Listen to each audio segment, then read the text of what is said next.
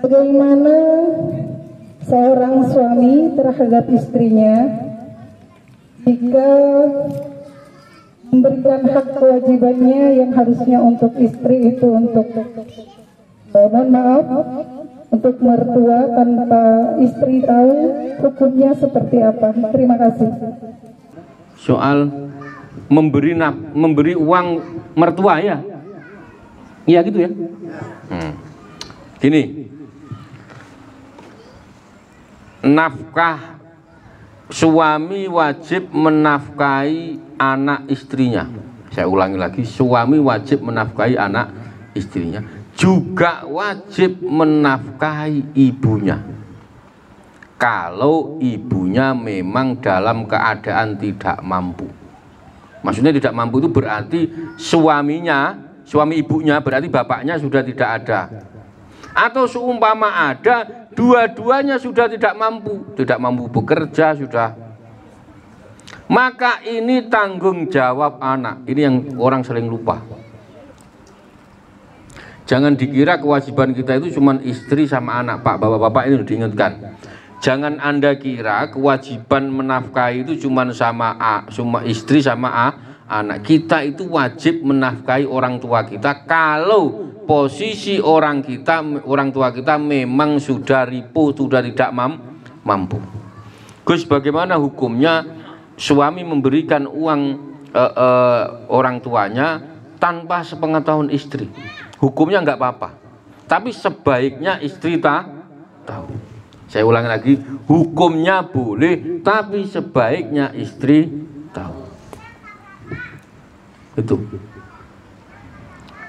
Dan tidak pasti tahu, maksudnya gini, maksud saya itu nggak mungkin seumpama gajinya 10 juta terus dikasih orang tuanya semua, nggak mungkin itu, nggak mungkin seumpama. Maka bagaimana hukumnya boleh, tetapi sebaiknya istri tahu. Lah ngapain kalau sembunyi-sembunyi itu, tujuannya apa?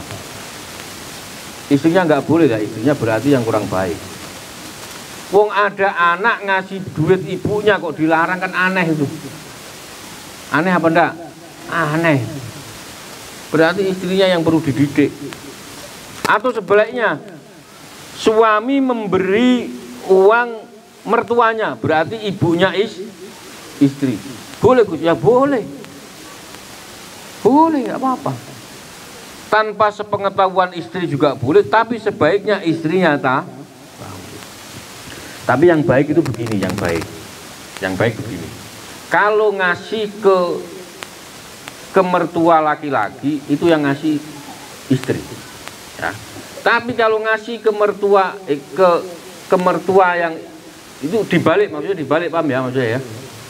Jadi kalau seumpama saya punya orang tua, sebaiknya orang tua saya yang ngasih uang itu istri saya.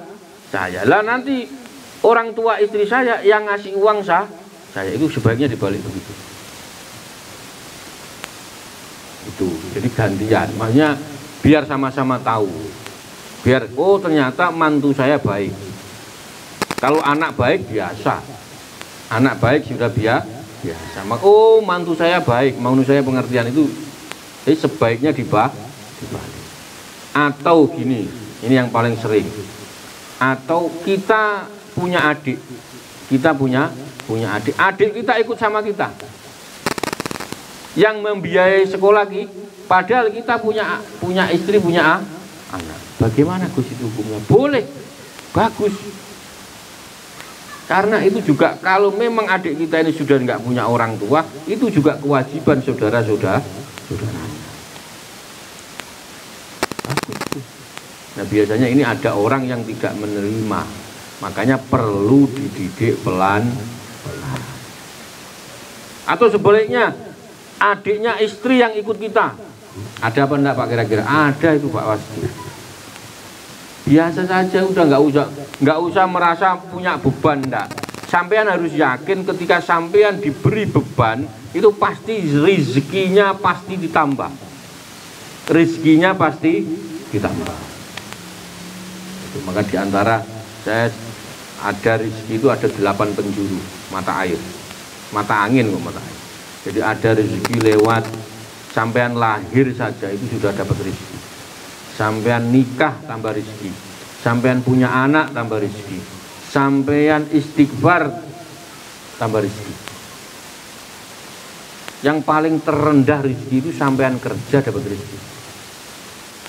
Rezeki yang paling kelas rendahan itu adalah kita melakukan apa dapat apa, yaitu kerja. Jadi sampean kerja, nanti setelah kerja dikasih uang, itu rezeki yang paling kelas rendah. Jadi rezeki itu sampean lahir sudah dapat rezeki, sampean menikah dapat rezeki. Contoh begini, dulu waktu masih sendiri kerjanya kerja di perusahaan gajinya 5 juta, terus nikah gajinya masih 5 juta, punya anak gajinya masih 5 juta. Loh kok cukup? Bertahun-tahun padahal.